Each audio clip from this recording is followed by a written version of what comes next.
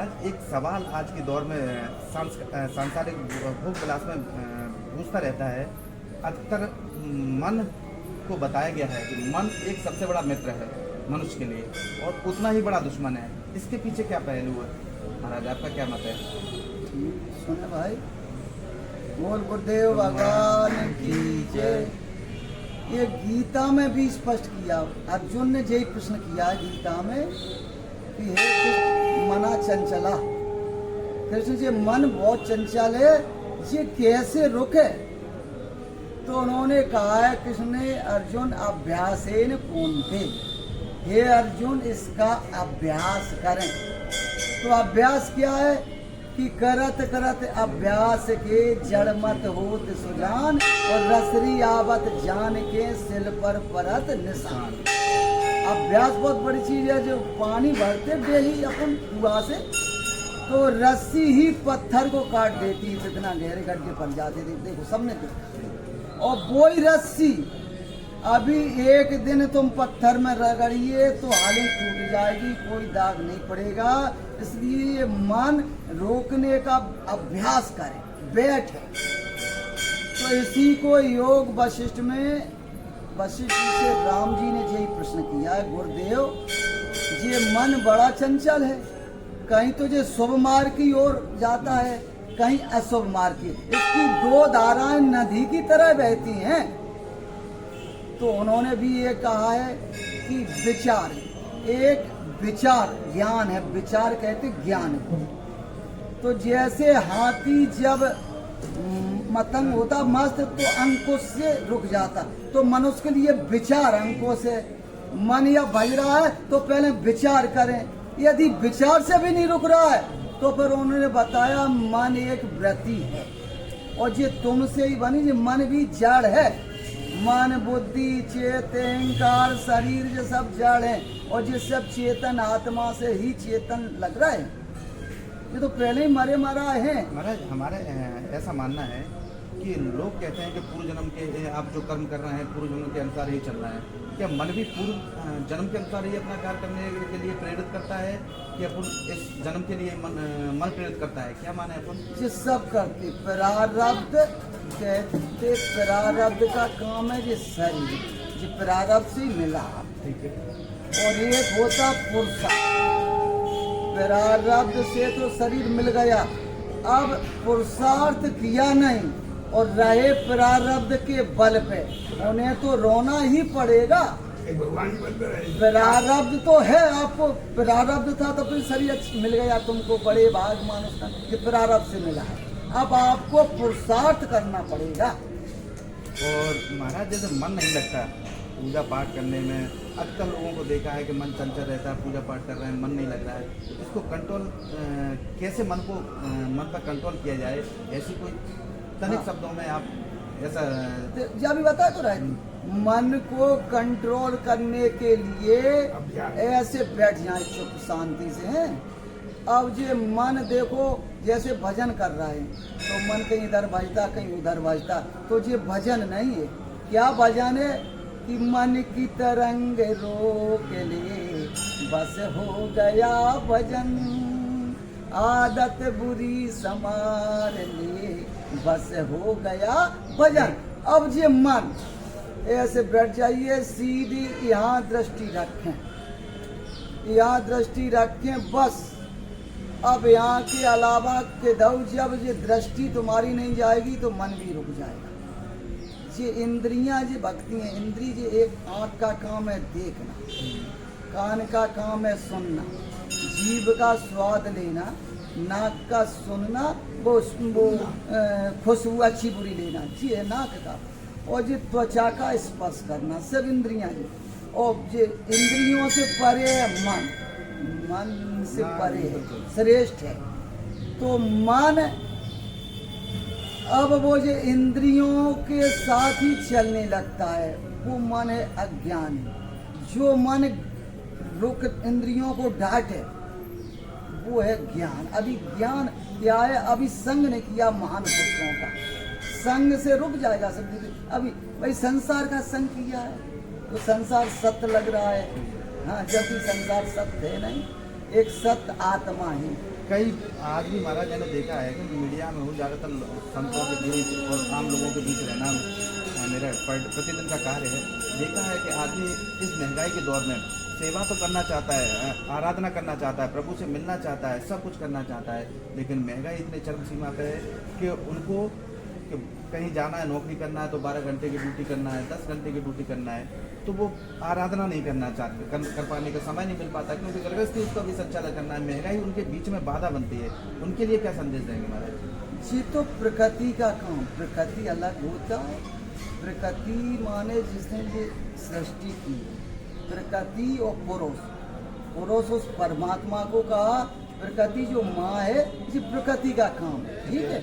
तो अब ये महंगाई ये तो चलती नहीं, इनसे कोई फर्क नहीं पड़ता। महंगाई जैसे चरम सीमा पे है, किसी को मजबूर अपने घर का संचालन करना है तो उसको 12 घंटा जॉब भी करना है, 10 घंटे, तो वो कैसा समय निकाले कि पूजा पाठ कर सके, प्रभु की आराधना कर सके, ऐसा कैसा नहीं निकालना चाहिए समय तो जरूरी। 24 घंटा में ये महत्व बताया है, एक घड़ी आधी में पुण्य है। अब बताओ, इतना सरल संतों ने उपाय बताया, महापुरुषों ने।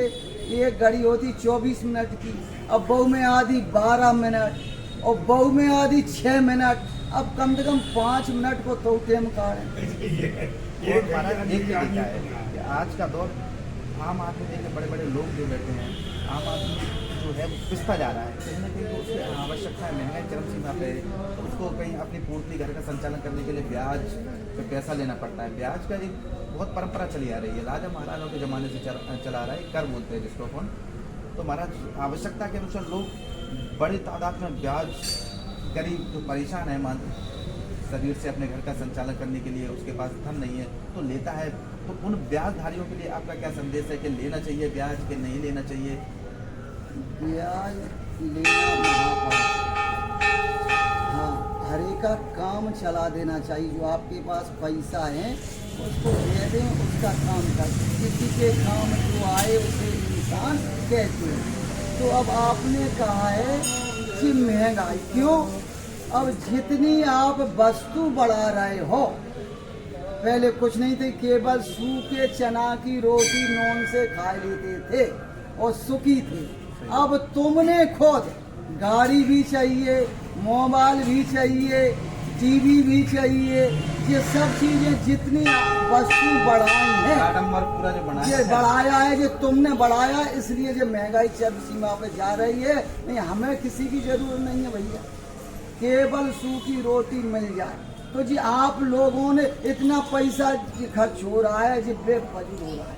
और जो तुम जिसको आप विकास जानते हो, ये विकास नहीं, ये सब विनाश है। जितना ये तुम जो बढ़ा रहे हो, जो तुम्हें लग रहा है ये विकास हो रहा है, ये सब विनाश हो रहा है। देखो बच्चे नए से बच्चे पैदा हुए, मोबाइल के माए बच्चे हम देखते, रोटी भी नहीं खाते, पढ़वे की तो छोड़ो, रोटी भी छोड़ देते। मोबाइल आंखें खराब हो रही है, सही बात है, विनाश ही हो रहा है। तो ये विनाश हो रहा है, इसलिए आवश्यकता जरूरी है इस शरीर के लिए कि रूखी सूखी खाए के और ठंडा पानी पी, देख पराई चूपड़ी मत ललचावे जी। इतनी आवश्यकता है भैया। अब तुमने जो आवश्यकता बढ़ाई लाई कि गाड़ियों चाहिए, मोबाइल चाहिए और टीवी चाहिए, जाने क्या जितनी तुमने वस्तुएं बढ़ाई हैं, इसलिए परेशान हो। अब हम हैं, बताओ, बेदर चलते जहाँ जाते, कछु जरूर नहीं भैया। अब गाड़ी ले लें तो अब तुमसे हम ठगत करेंगे कि पैसा दो महाराज, और पेट्रोल कैसे गिरेगी, इसलिए हम नहीं ले रहे भैया, हम तो बेदर चलते हैं। महाराज एक छोटा सा गीत मैंने सुना है कि आप अच्छा एक गीत भी गाते हैं, अपने मुखार बिंदु से अच्छी भाषा शैली में गाते हैं। समाज के लिए कोई ऐसा गीत आपने कभी बनाया हो, गाया हो? हाँ, सुने भैया, ये मनुष्य शरीर आपको मैंने बताया प्रारब्ध से मिला। पहले आपने अच्छे कर्म करे, इसलिए जो मनुष्य शरीर आपको प्राप्त मिला है।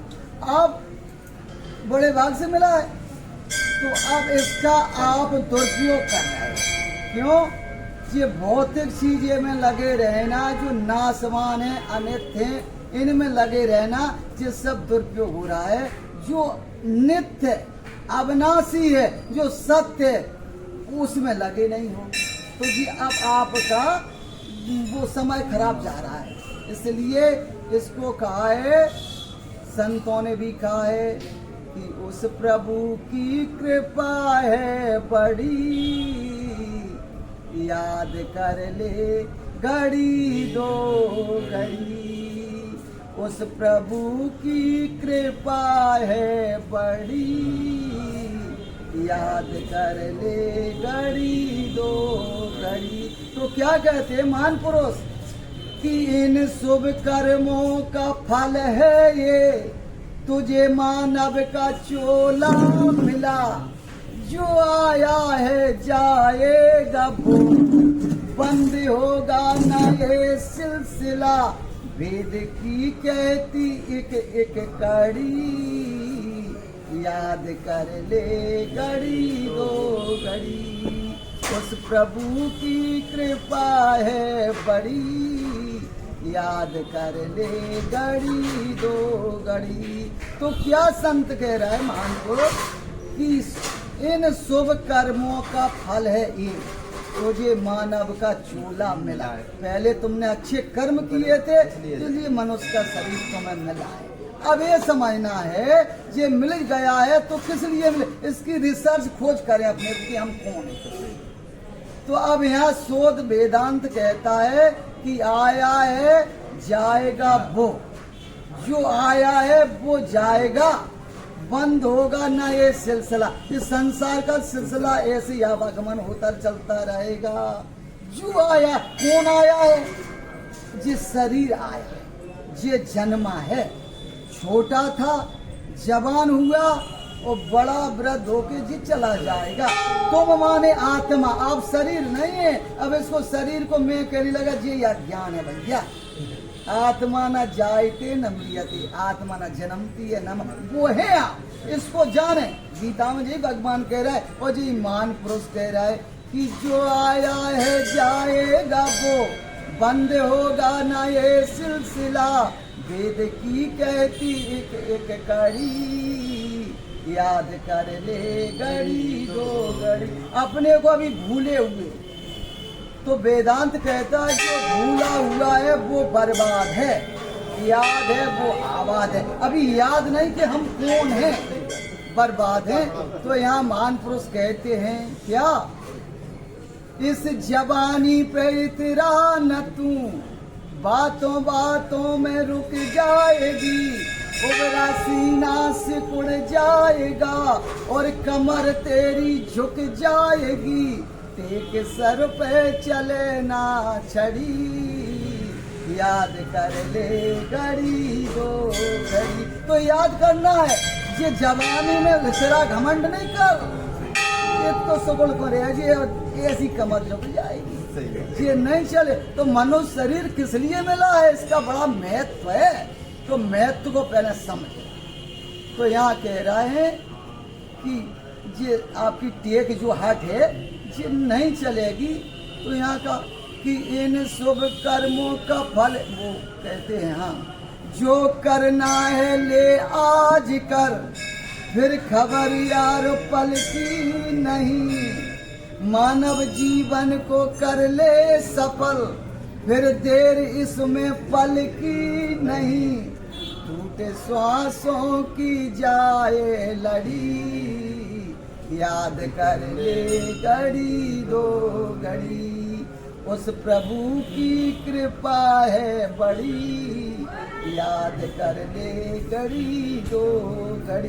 तो ये महान पुरुष कहते हैं कि ये मनुष्य का शरीर आपको मिल गया, तो इसको व्यर्थ में मत जाने दीजिए। क्यों? जाने कब ये लड़ी सांसों की टूट सकती है, पता पल का नहीं है। तो मनुष्य जीवनम केवलम सत्यम शोधम, मनुष्य का जीवन केवल केवल सत्य की शोध के लिए कि सत्य क्या है। तो अब सत्य को जानते नहीं, अब इस शरीर को मैं कह लीजिए तो असत्य है, ठीक है। तो अब सत्य को जान, केवल सत्य की खोज कर। ठीक है महाराज, मैं मानता हूँ कि सत्य की खोज करने के लिए, लेकिन आज का दौर ऐसा है महाराज कि सत्य के लिए असत्य बोलना पड़ता है।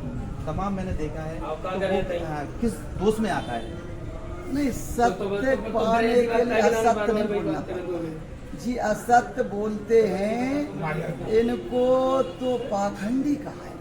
हमारे गोस्वामी लिखा है रामचरितमानस में, और जो गीता में भगवान कह रहे हैं, क्या कह रहा है कि हरित भूम त्रनो संकोलन और समुझ पर नहीं पंथ, जिम पाखंड विवाद ते लुप्त भये सद ग्रंथ। जैसे बरसात होने पर पगडंडी होती, रास्ता कट जाती, तो घास जम लेता है, उसको ढक लेता है। ऐसे ही ये पाखंडियन ने वो सत्य को तो लुप्त कर दिया। और ये तो गलत बातें कहते रहते। ये गीता में भगवान कह रहे, अर्जुन मेरे तेरे बहुत से जन्म हुए, हमें याद है, तू भूला हुआ क्यों? ये ज्ञान, ये सत्य सबसे पहले हमने सूर को दिया, सूर ने अपने पुत्र मनु को दिया, मनु ने अपने पुत्र इक्ष्वाकु को दिया, इक्ष्वाकु से फिर ये राज ऋषियों पे रहा। राज ऋषि जानते हो, जैसे ये राजा थे सब, जिनके ऋषियों जैसे चरित्र हैं उन्हें राज ऋषि कहते हैं। जैसे परीक्षित महाराज राज ऋषि थे और हरिश्चंद्र राज ऋषि थे। ये राज ऋषि उन्हें कहते भैया, एक बात समझ ना। तो अब वो ज्ञान मैं तुझको दे रहा हूँ। अब अर्जुन को संशय हो गया, वो कहने महाराज हमें समझ में नहीं आ रही, ये सूर तो अनादि बहुत पुराना है और अपन जन्म अबे हुए। तो भगवान उसको याद दिलाते हैं, याद है वो आबाद है, और भूल गया वो बर्बाद है। तो भगवान कृष्ण कह रहा है कि बहुजन्मा अर्जुन, मेरे तेरे बहुत से जन्म हो चुके हैं, बस मैं जानता हूँ, तू जानता नहीं। और हमारे जन्म कर्म दिव्य हैं और तुम्हारे जन्म कर्म अदिव्य हैं। अब दिव्य और अदिव्य को जान, दिव्य क्या है, अदिव्य क्या है। तो भगवान कह रहा है कि विप्रधैन सुर संत हित लीन मनुज अवतार, निज इच्छा निर्मय माया गुण गोपा। अपनी इच्छा से मैं निर्मित होता, प्रकट होता। अब तुम ये शरीर में उज्जिए। तो अब यहाँ कहा है शास्त्र में, जी समझने पहले जो आया है जाएगा वो। अब लोग कहते जे मर गए वो मर गए, ये सब अज्ञान है। देहांतर शब्द है अपने शास्त्र में, देहांतर। जैसे शरीर के कपड़ा जे फट जाने पर इनको फेंक देते, नवीन धारण कर लेते, तो देहांतर कर लिया। ऐसे ही जीवात्मा के कपड़ा शरीर है। आज का दौर महाराज मैं और देख रहा हूँ कि गायों के ऊपर राजनीति होने लगी है, लेकिन गायों की बाकी में सुरक्षा उनकी करने के लिए किसी की कोई प्लानिंग नहीं है। गायों की बुरी हालत है, इसके ऊपर आपका क्या मत है? भाई अब ये और लोग देखते हैं कि 33 कोटि देवी देवता विराजमान है जिस चीज में, उसको आखिर समझ क्यों नहीं पा रहा है अपना देश से? भाई कथनी और करनी में अंतर है। तो अब ये अधर्म बढ़ रहा है। गायों को भी सरकार सुविधा इतना भूसा और दाना दे रहे हैं, सब खाए हुए में लगे। देख लो तुम, क्यों बुद्धि काम नहीं कर रही, कर रहे अनीति हो तो व्यवहारी सुन रावण जग। अब अनीति कर रहा है, उल्टो सीधो खा रहा है, जैसा खाओगे अन्न वैसा मनेगा। हाँ? तो अब ये उल्टो सीधो खा रहे हैं, तो बुद्धि में विवेक नहीं, बुद्धि विनाशकालीन विपरीत बुद्धि। जब विनाश का समय आता है ऐसा ही बुद्धि तुम्हारा काम करने लगेगी। ठीक है। तो इसलिए जिस सोच के कोई मेहनत परिश्रम खून बहा के अन्न कमाया, उसके यहाँ भोजन करना चाहिए भैया। ये ऐसे हम लोग बड़ा विचार करते हैं, ये बात को कहाँ करें। तो भैया अब जब जब हो धर्म की हानि, अब धर्म की हानि हो रही है, बाढ़ाए असुर अधम अभिमान। अब असुर राक्षस वृत्ति बढ़े। बुद्धि दो प्रकार की बताई गीता में, आसुरी संपदा और देवी संपदा।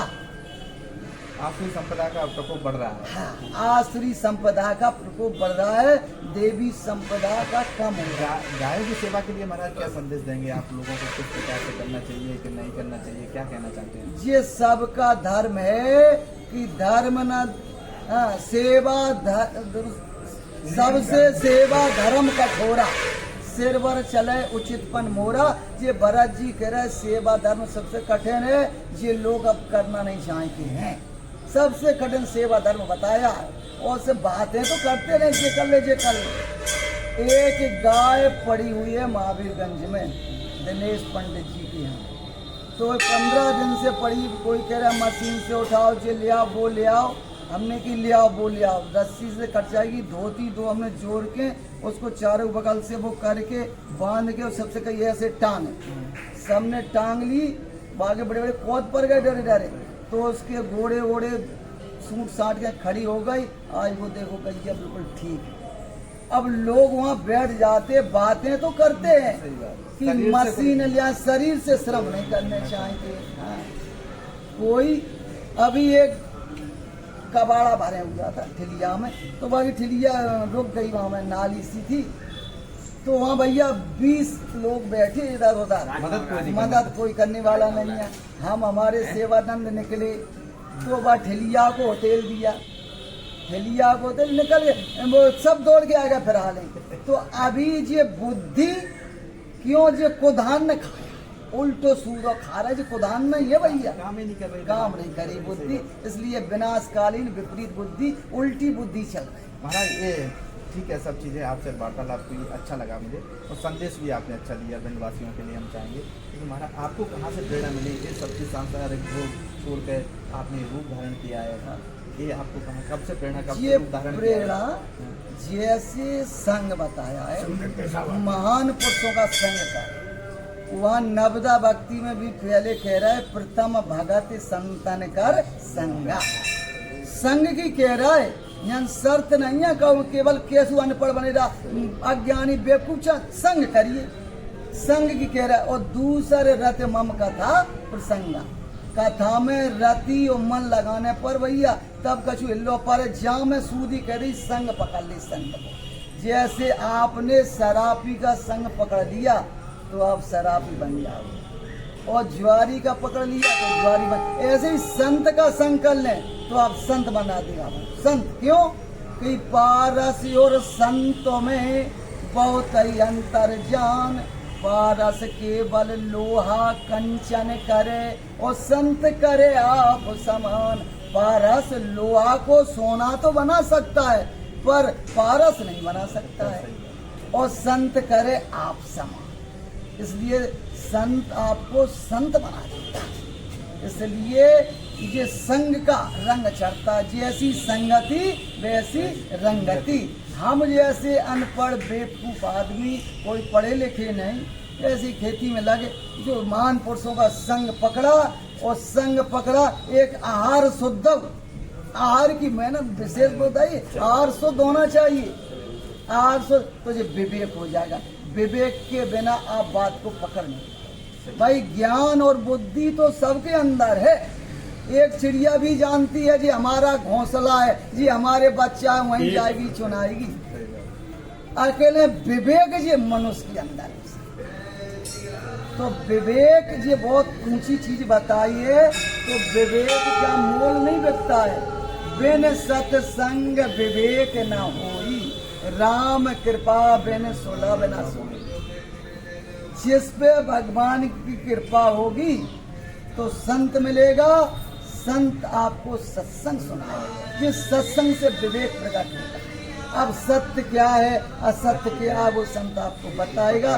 जो तुमने जो माना हुआ है कि ये मेरा मकान है, मेरी दुकान है, मेरी खेती है, मेरा शरीर है, मेरा हाथ है, मेरी आंख है, अभी मेरा मेरा कह रहा है, तो तू कौन है ये अनुभव कर देता। मेरी आंख है, कहते कि नहीं, मेरा कान है, मेरा हाथ है, जैसे पता नहीं हमारा, मेरा जहाँ तक मानना है जिस प्रकार से मैं है, अब यह ज्ञानता है जहाँ मेरा मेरा, अब ये जानना है ये मेरा, तो हम कौन है अपने आप को पहचानो। हाँ, अब खुद को जान जाओ तो खुदा आप ही निकले। भिंड वालों के लिए भक्ति का मार्ग के लिए महाराज कोई रास्ता देंगे कि क्या रास्ता अपनाना चाहिए, किस रास्ते पर चले वो लोग? भक्ति का मार्ग ये है कि पहला तो थोड़ा महान पुरुषों का संग वो बताएंगे क्या भक्ति है, क्या ज्ञान है, क्या कर्म है, क्या शरणागति। ये 4 मार्ग हैं और मंजिल एक है, ये 4 है। सही बात है। कर्म से भी आपका कल्याण होगा। अब कर्म क्या है? कर्म, अकर्म, विकर्म 3 को बताया भगवान ने गीता में। तो कर्म ये थोड़ो जो तुम लगे पड़े हो, निष्काम कर्म को कहा है। जैसे जटायु ने किया है निष्काम कर्म। सही बात है। वो रावण सीता जी को कोई उद्देश्य नहीं था उसका। उद्देश्य नहीं था। देखो फिर भी जटायु ने डांटा, रे दुष्ट ठाड़ के न होई, उन निर्भय चले न जाने बल प्राणों की आहुति दे दी। तो वहाँ निष्काम कर्म हो गया। डरा फड़फड़ा रहा, राम जी आए, गोद में बैठाया और ऐसे रो रहे हैं। सही बात है न भाई। रोए वन गमन में भी पिता की वेदनाओं पर, उठाकर गीध को निज गोद में आंसू बहाए। तो भाई निष्काम निष्काम कर्म से आपका कल्याण हो जाएगा। कुल मिला के आपका संदेश ये है कि जिले वासियों को निष्काम किसी की मदद करें। हाँ। जो भी पीड़ित है, परेशान है, उसको उद्देश्य मान के काम नहीं करें। ये सोचना है कि वो उसकी मदद करना है। जिस लायक जो व्यक्ति है किसी उसी प्रकार मदद करना चाहिए। हाँ, कोई आसक्ति नहीं होना चाहिए, कोई फल की इच्छा किसी से कोई नहीं, आशा नहीं करना चाहिए। निष्काम कर्म करिए, जो सबसे श्रेष्ठ है। क्या नाम है महाराज आपका? हमारा नाम लक्षानंद है। स्थान हमारा पुरानी गढ़िया है, नया गांव के पास में। गुरुदेव भी रहते हुए। तो हम सत्य कहते हैं, सबसे त्याग बताया। कुछ पाने के लिए कुछ खोना पड़ता है। तो ये साथ कह रहा है, एक संग ना दोए होए भुआलू, हंसो ठिठाओ फुलाओ गाल। एक संग नहीं, ऐसे हंसे ऊँचा तो गाल फुलाओ नहीं फूलेंगे, एक ही होगा। ठीक है, कर्म करिए, कर्म से आपका कल्याण होगा। जटायु का हुआ कर्म से, निष्काम कर्म से। अब आसक्ति और स्वार्थ नहीं होना चाहिए। जय हो प्रभु। तो भैया निष्काम कर्म करिए और शरणागति से भी होगा। शरण सतगुरु के जो आए, भटकना बंद हो जाए। अभी भटक रहे, अभी शरण नहीं, शरणागति सबसे श्रेष्ठ बताई। भगवान ने गुप्त रहस्य बताया। दूसरे नंबर पे महाराज यहाँ ऐसा भी मानना है कि कर्म आपके ऐसे हैं कि जिनको कोई देख नहीं सकता, और आके यहाँ आराधना प्रभु की करिए। इससे क्या उसका उद्धार हो सकता है उस हाँ, व्यक्ति? बिल्कुल। यदि आपका भाव बन गया, ये मूर्ति मनुष्य ने ही बनाई है। भाव विद्यते पाषाणे। यदि आपका भाव बन गया तो इससे परमात्मा प्रकट हो जाएगा। जैसे प्रहलाद ने वो खम्मा से प्रकट कर दिया, उसका भाव था। निश्चय दृढ़ भाव होना चाहिए। हाँ, ऐसे ही वो रामकृष्ण परमहंस काली पत्थर की थी, उसमें काली प्रकट होती थी, बात करती थी उनसे। नहीं, हमारा एक कहना है, हमारा कर्म भी अलग अलग प्रकार के होते हैं। जैसे मेरा मानना है कि बाहर कौन सांसारिक लोगों में ताने का आम भाषा में कहते हैं 2 नंबर के काम कर रहा है, उल्टा सीधा काम कर रहा है, मांस मदरा दारू शराब देसी जो कारोबार कर रहा है। आके मंदिर पे वो भक्त आता है तो क्या उसका कल्याण हो सकता है उस चीज़ों से? देखो, जैसे जीवन में ऐसा कोई मनुष्य नहीं है जिसने गलती ना की हो। हर एक इंसान से गलती हुई है। हर एक मनुष्य गलती का पुतला है।